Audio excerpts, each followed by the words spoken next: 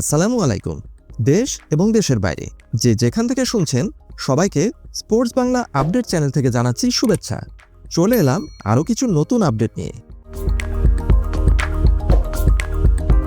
Inter মিলানের সমর্থকদের জন্য নিকো পাজকে নিয়ে স্বপ্ন দেখাটা যতটা রোমাঞ্চকর, বাস্তব চিত্রটা ঠিক ততটাই কঠিন। কোমোর এই আর্জেন্টাইন বিস্ময় বালককে ঘিরে ইন্টার সহসভাপতি হ্যাভিয়ের জেনেত্তির সাথে ডিনারের ছবি গুঞ্জন উস্কে দিলেও ট্রান্সফার মার্কেটের সমীকরণ বলছে ভিন্ন কথা।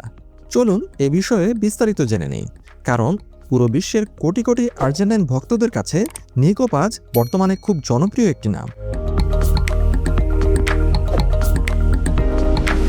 নিকো পাজ এবং ইন্টার মিলান, স্বপ্ন বনাম রূঢ় বাস্তবতা। সম্প্রতি হ্যাভিয়ার জেনেত্তির মালিকানাধীন বোতিনেরো রেস্টুরেন্টে নিকো পাজ এবং তার বাবা পাবলো পাজের সাথে জ্যানেত্তি এবং দিয়েগো মিলিতোর ডিনারের একটি ছবি ভাইরাল হয়ে যায়।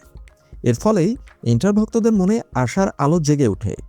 কিন্তু সংবাদ মাধ্যম টুটো স্পোর্টের রিপোর্ট অনুযায়ী ইন্টার মিলান বর্তমানে এই দৌড়ে অনেকটাই পিছিয়ে গেছে। এর পেছনের কারণ কি? এর পেছনের কারণ হচ্ছে রিয়াল মাদ্রিদ।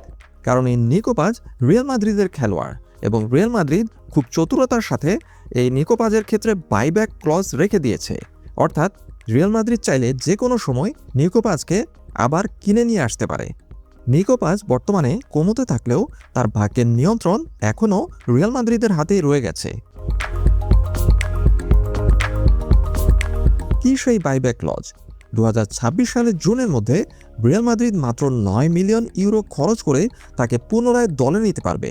ঠিক এ ধরনের একটি ক্লজ রিয়াল মাদ্রিদ এবং নিকো পাজের চুক্তির মধ্যে রয়ে গেছে। বর্তমান পরিকল্পনা কি? থিবো কোর্তোয়াদের রিয়াল মাদ্রিদ ক্লাবটি এই ক্লজটি কার্যকর করতে ভীষণ আগ্রহী বলে জানা গেছে, কারণ নিকো পাজ এই মৌসুমে সিরিয়াতে দুর্দান্ত ফর্মে আছেন। বার্সেলোনার প্রাক্তন খেলোয়াড় সেস্ক ফ্যাব্রিগাসের অধীনে কোমো এই মৌসুমে সিরিয়াতে তাক লাগিয়ে দিয়েছে তাদের পারফরমেন্স দিয়ে। তারা বর্তমানে টেবিলের 4র্থ স্থানে থেকে চ্যাম্পিয়ন্স লিগে কোয়ালিফাই করার দৌড়ে রয়েছে। গত গ্রীষ্মেই তারা টটেনহ্যামের 70 মিলিয়ন ইউরোর একটি প্রস্তাব ফিরিয়ে দিয়েছিল এই নিকো পাজের জন্য।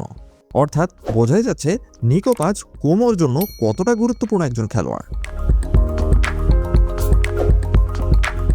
ইন্টার মিলানের জন্য এই পরিমাণ অর্থ খরচ করা বর্তমানে প্রায় অসম্ভব, যদি না মালিকানা প্রতিষ্ঠান ওকোট্রু স্কুডেট্টো জয়ের উপহার হিসেবে কোনো বিশাল ফান্ড ঘোষণা করে। ইন্টার মিলানের কোচ কিভুর ট্যাকটিক্যাল পরিকল্পনা কী হতে পারে?